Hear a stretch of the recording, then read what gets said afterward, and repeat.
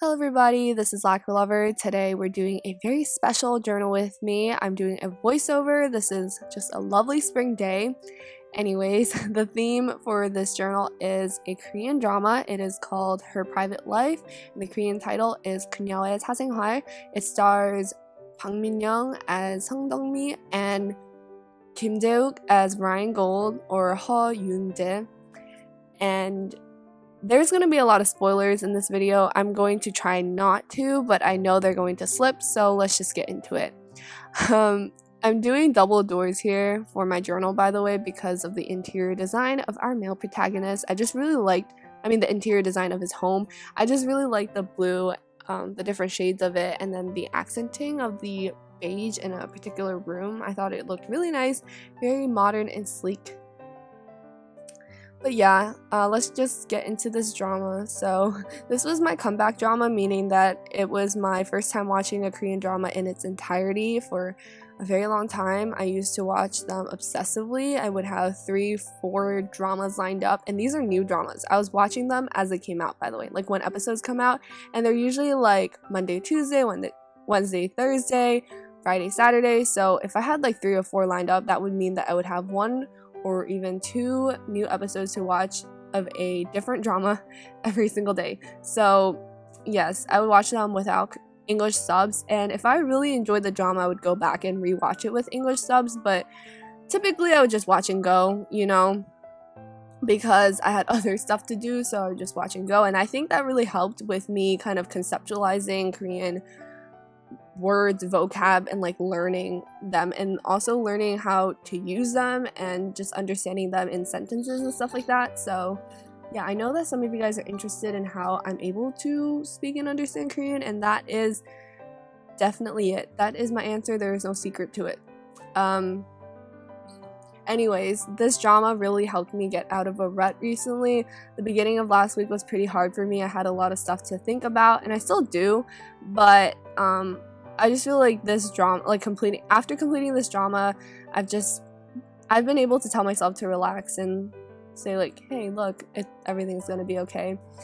Yeah, I definitely, like, if I'm having a hard time, I turn to the rom-com genre, because it's just really light to watch, and you get very engaged in the characters that you sort of end up losing focus on, whatever is giving stress to you.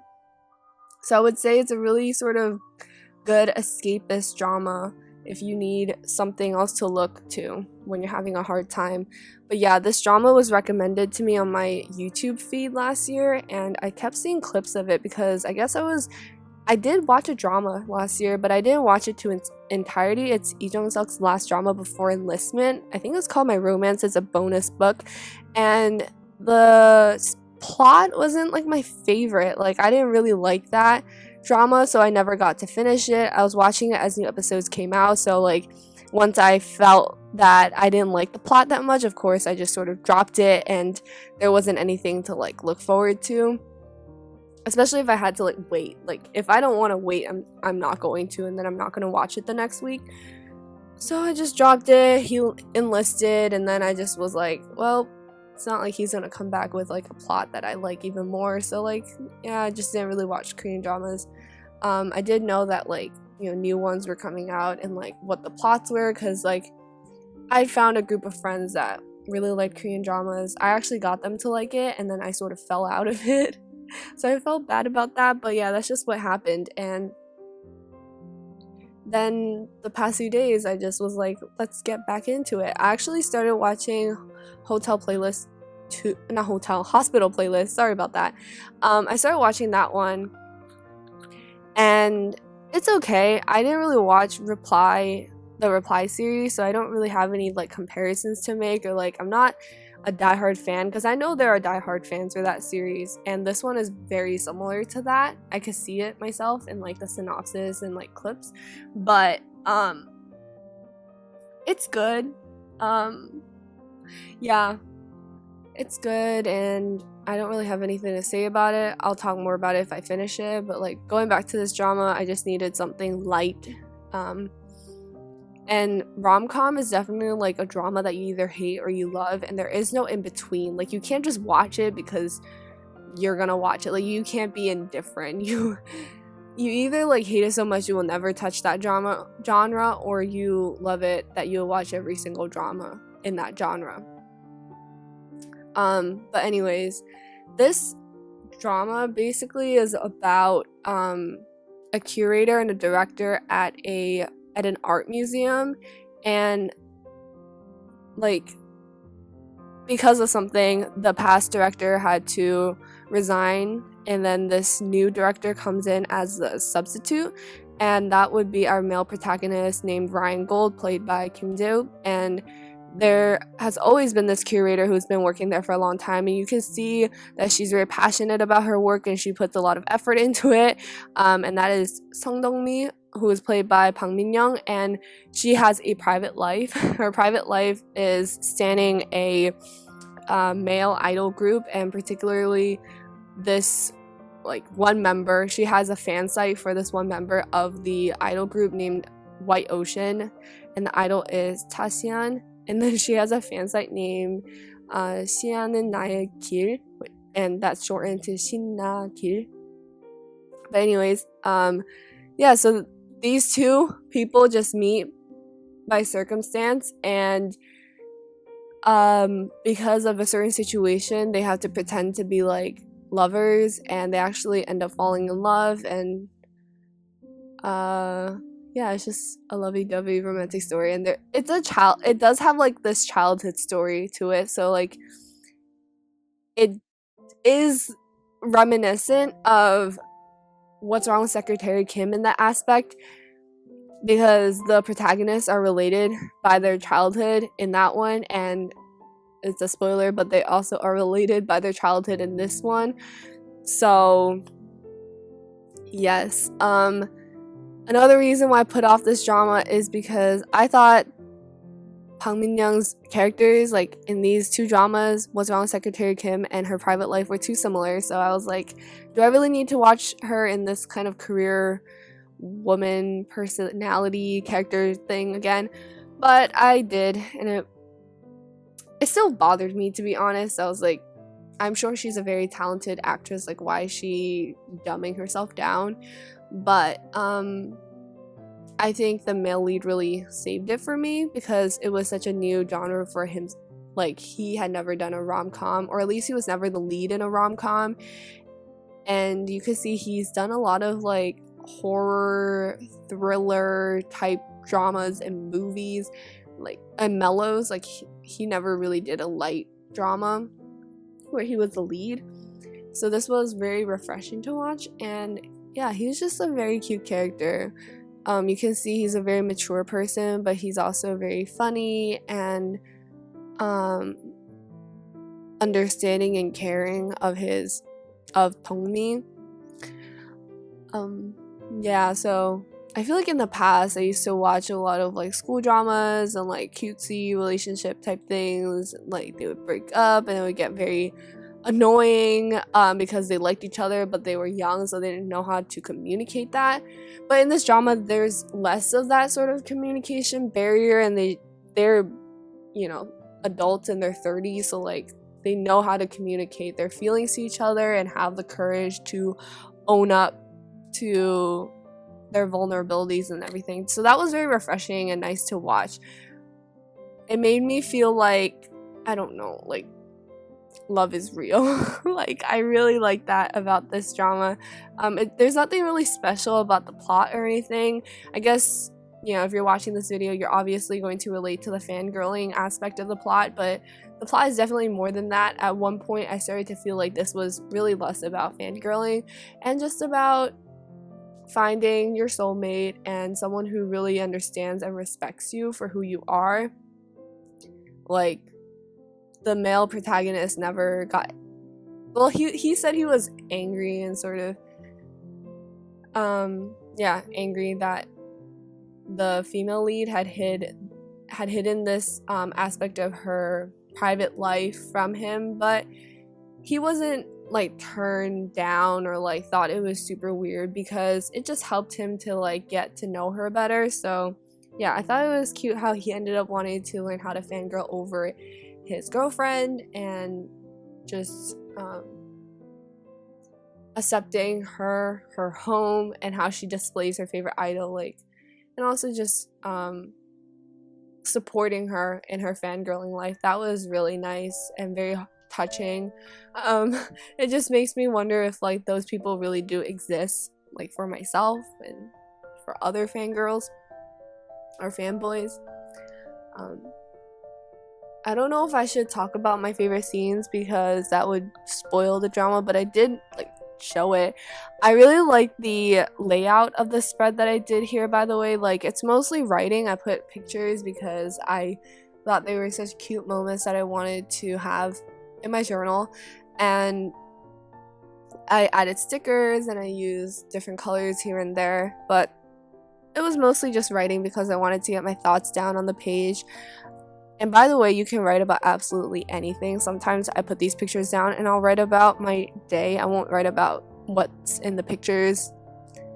And yeah, I feel like if you just write whatever you want to write, it will just end up capturing what you want to say for that day. If it's totally unrelated to the pictures and you look back in the future, you're going to get this feeling that you had a very disoriented day and your mind was really messy because of that, and that in and of itself will show you what kind of day it was, even if you try your best to hide it from yourself, because I know sometimes you want to even fake a front to yourself and pretend like you're strong and they're gonna be okay, but it already shows and you know yourself the best. So yeah, that's what I recommend. Just write whatever you want to write in your journal. And yeah, no one's really gonna read it except for you, so I mean, who cares what you write, right? Anyways, yeah, so I made this double door design. I never got to use this design in the past because I never had like a proper theme. Like, how am I going to use these doors for BTS? I'm sure there's a way. I know, like, I could have done it for like House of BTS, but I did see someone do that and I was like, of course I can't do that. But for this, it was perfect. It was like, you know, it just looks normal on the outside, but when you open it up, it's just like this burst of color, and it's like my fangirling. So very ironic, very fitting with the theme of the drama. And then I also made a bookmark type of thing, like an insert, and that has all of my favorite scenes. And yes, well, actually not all of them. I tried to fit all of them, but there are some scenes I missed. Yeah, this whole drama is just really nice to watch. Every part of it is worth your time. No surprise, my favorite scenes are the romance scenes, like, especially when they hold hands. Like, it's already romantic. Like, even before they started confessing to each other and kind of giving off the feeling that they like each other, even them just holding hands, it felt very warm and nice. And yeah, I really miss the drama now because I finished it yesterday, or no, I finished it 2 days ago, and I just miss seeing our lion and Pungmi, or our rabbit, together, or bunny, I mean.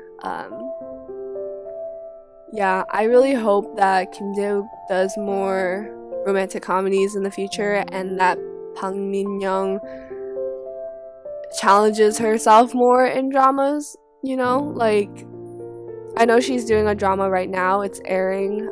It stars Seo Gang-jun, and that one is a bit different, but it also looks a little boring. I'm sorry.